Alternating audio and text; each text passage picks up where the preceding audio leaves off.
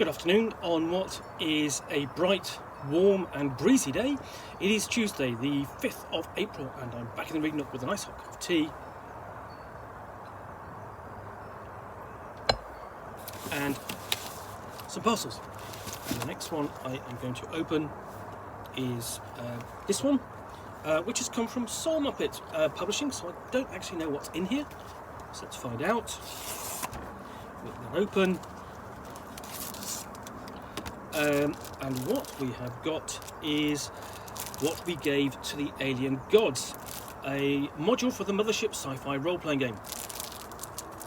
Now, Mothership has been a big hit of recently, and including right up to basically a huge Kickstarter for the second edition, or really, no, not the second. Well, technically, actually, the first edition, because it's the rules for Mothership so far essentially have been regarded as an ashcan version. But at the same time, as well as that popularity, Mothership has fueled an incredible amount of creativity and publishing, as people sort of like have picked up on it and begun to explore its setting. Mothership Sci-Fi Horror role-playing game is can be described as an old-school Renaissance style, not mechanically so, but a style take upon blue-collar science fiction horror like that of Alien and Aliens and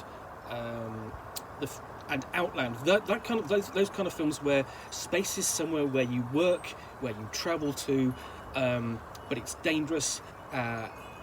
For whatever reasons, whether that's because there are strange aliens, strange environments, corporate greed, that sort of thing, and as I said, led to a wide array of titles supporting it, mostly in sort of like the fanzine kind of style format, including what we give to alien gods. In this adventure module for Mothership Sci-Fi Horror role-playing game, your crew will travel to Galen 7, a distant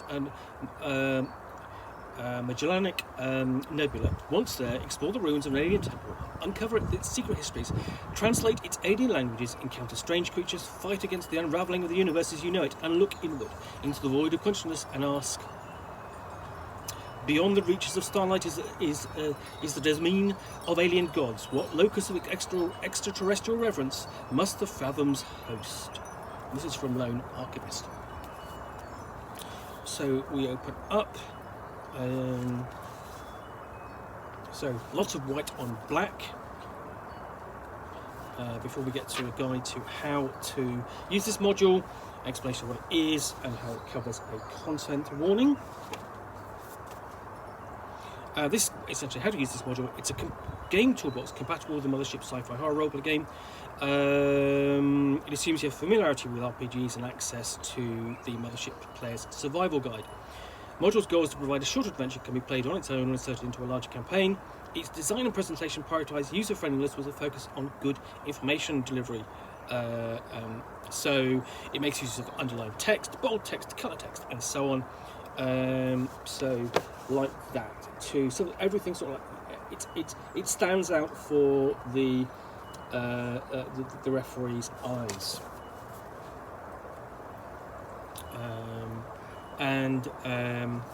Again, we get into essentially more guides how to run it for the eyes of the warden.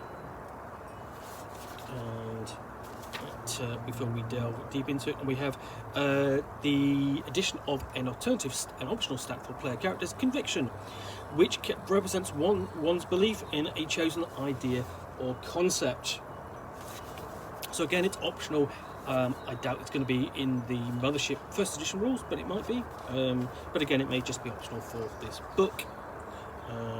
And guide to xenolinguistics necessary for the setting, because obviously the player characters are going to be conducting scientific exploration, and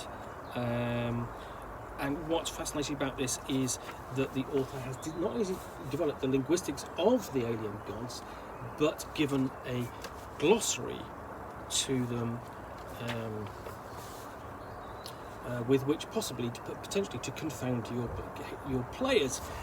Whether or not they really want to go through with quite this level of detail is another matter,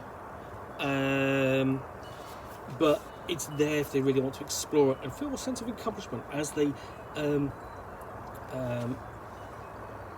determine and translate the language that the warden is presenting to them.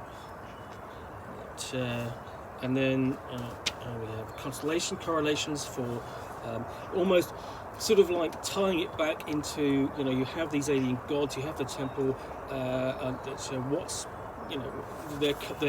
their stellar significance is sort of mapped out via these constellations. And then a quick glance, quick guide to the temple itself, and Galar 7, an explanation or layout of the Aberranthine Nebula. So you've got a bit of a hex crawl there as well before the player characters actually locate the temple.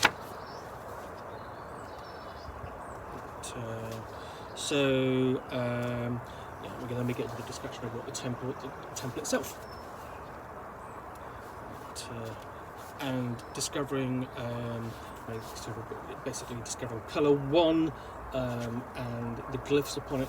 So you always have something like discovering the glyphs of basically the hieroglyphs of ancient Egypt also, this really does sort of like, it's a lot of exploration and investigation to an examination, I think, essentially of these glyphs to get at the secrets behind the alien gods. So you've got almost a touch of Stargaters there as well with the hyperkinetic doorways.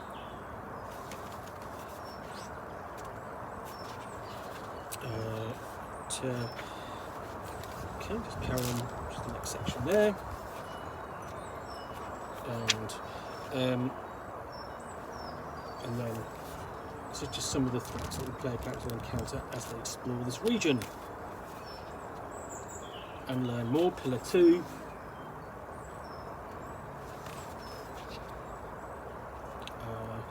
And here we get towards we've got to go basically the triathol of the aliens, I believe, and the gallery. And we get to the temporal singularity. So it's getting odder and odder as they go deeper into the setting and are exposed to the quantum secrets, examining pillar after pillar. So this really plays up. I think one thing you do need amongst this team is a scientist or two, and then we finally get into the Well of 1,000 Thoughts. So this is all feeling very alien, very cosmic, sort of going back to the idea of the founders, which you'll find sort of like the concept of the founders of an alien race, ancient alien race, which you'll find across a lot of science fiction, almost touching upon almost sort of like the levels of 2001, but all the engineers of perhaps of the Aliens franchise, but obviously going to be different than that. So we have NPCs, and of course an encounter with a cosmic emissary. Into more personnel, encounter with an alien, the triathol sage, who may or may not help. Again, very alien-like alien creatures. But going to be an interesting thing to explore. And then we've got to manifest just some of the things they might find or carry with them throughout the adventure.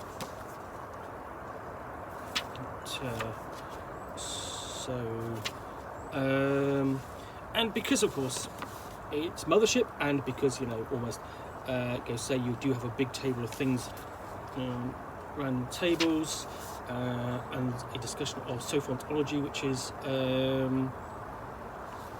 again more background that the player characters can uncover in their investigation and exploration. So I think this is an interesting little scenario. I think it's going to be challenging for the player characters, different to sort of like, this isn't, again, don't get the feeling this is a particularly action orientated scenario. This is more contemplative, exploratory in nature, so may not suit all players who are looking for a bit more excitement. Here there are going to be a lot of puzzles and working things out and interaction as well. So that's what we give to Alien Gods for the Mothership Sci-Fi Horror role-playing game. I think it's going to be an interesting scenario to review, which I'll do in due course. In the meantime, thank you very much for watching another unboxing in the Nook. If you have enjoyed this, then please do click on the like button down below.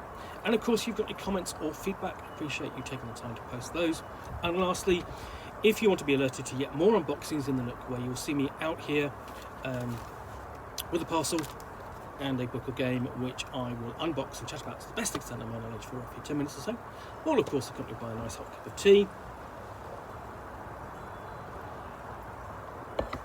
then please do hit that subscribe button. In the meantime, thanks again for watching, and we're back again soon with another unboxing in the Nook. Bye for now.